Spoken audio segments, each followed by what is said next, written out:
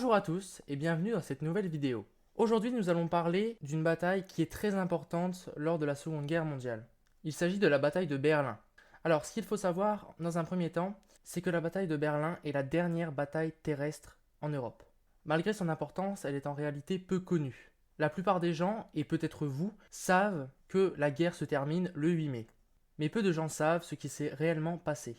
Je vous propose de recontextualiser un petit peu les faits. Nous sommes vers le 16 avril 1945. L'Allemagne perd sur tous les fronts, son armée est littéralement décimée, les armées russes s'approchent dangereusement de Berlin, et à l'ouest, c'est clairement la même chose. Les troupes alliées ont réussi à franchir le Rhin et le pont de Remagen. L'Allemagne est donc, à partir de ce moment-là, perdue, mais sur les ordres d'Hitler, les soldats continuent à se battre sans relâche. Les soldats se battent pour chaque mètre de terrain, chaque parcelle de leur terre, malgré la chute qui se profile. On en arrive donc à la bataille de Berlin, qui se déroule du 16 avril 1945 au 2 mai 1945. Les Alliés, depuis la conférence de Yalta, qui s'est déroulée quelques mois avant, ont déjà décidé du sort de l'Allemagne, après la guerre, avant même qu'elle ne soit terminée. Les Soviétiques, déjà proches de Berlin, plus proches que les Américains, s'y précipitent. Staline veut que ce soit les Russes qui prennent Berlin pour montrer sa victoire sur Hitler. La bataille de Berlin est évidemment une bataille qui est pour les Allemands perdue d'avance. À partir du 16 avril, la bataille commence. C'est d'abord le premier front biélorusse qui va créer une brèche dans les lignes allemandes et les repousse près de Kostrin, une petite ville dans l'ouest de la Pologne, c'est-à-dire quasiment en Allemagne. Ensuite, les autres armées soviétiques encerclent les Allemands à Königsberg, une ancienne ville de Prusse connue sous le nom aujourd'hui de Kaliningrad. Pour rappel, et c'est intéressant de le savoir, Kaliningrad ne se situe pas en Russie et est un territoire extérieur et détaché de la Russie qu'on connaît. On peut le voir au bout de cette flèche.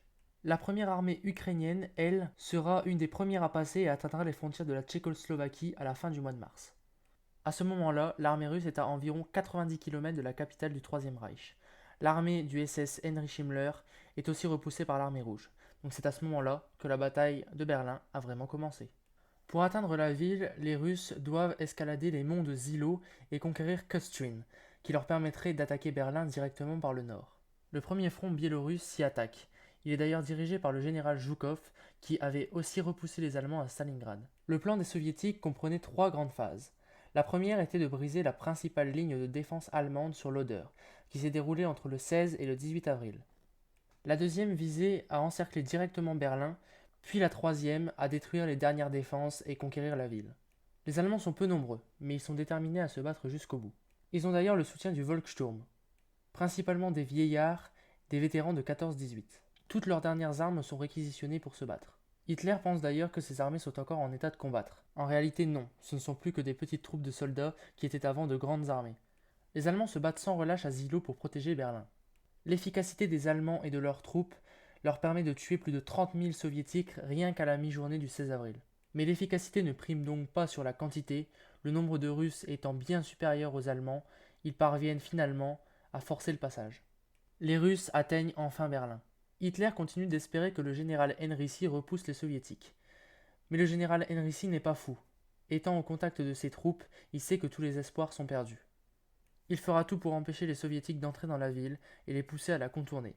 Du coup, comme il ne voulait pas un bain de sang inutile, il envoya son armée s'éloigner le plus possible de la ville. La situation devient pire encore puisque le général Felix Steiner, dirigeant la 11e armée, fut repoussé et les soviétiques purent encercler la ville entièrement.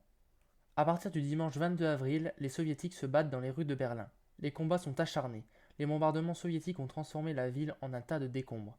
Les soviétiques essaient de passer par les métros et les égouts pour contourner et ressortir plus loin. Les combats sont très sanglants. L'assaut final sur Berlin commence le 26 avril.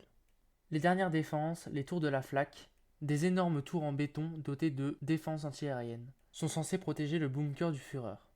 Le bunker d'Hitler se situe près de la chancellerie, au niveau de la Wilhelmstrasse, au cœur de la ville.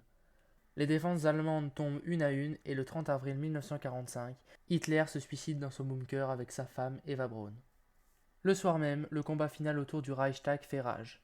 Ensuite, le sergent Yegorov plante le drapeau symbolisant le triomphe de l'URSS sur l'Allemagne nazie. Après le 30 avril, les derniers Allemands continuent de se battre.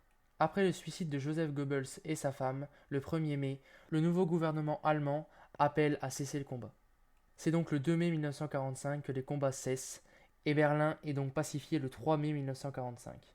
L'armistice sera ensuite signé le 8 mai 1945, Les Allemands avaient de toute manière aucune chance dans cette bataille, car ils étaient environ 300 000 à défendre la ville contre 2 300 000 Russes, et les avions sont de 26 contre 1 pour les Soviétiques. Le 3 mai 1945 est donc la fin du Troisième Reich. J'espère que cette vidéo sur la bataille de Berlin vous aura plu. N'hésitez pas aussi à aller voir nos anciennes vidéos, par exemple celle sur Stalingrad pour voir comment les Allemands en sont arrivés là. N'hésitez pas à mettre un like si ça vous a plu. N'hésitez pas à dire dans les commentaires quel autre sujet vous voudriez qu'on aborde. En tout cas, merci d'avoir regardé et à bientôt pour une prochaine vidéo.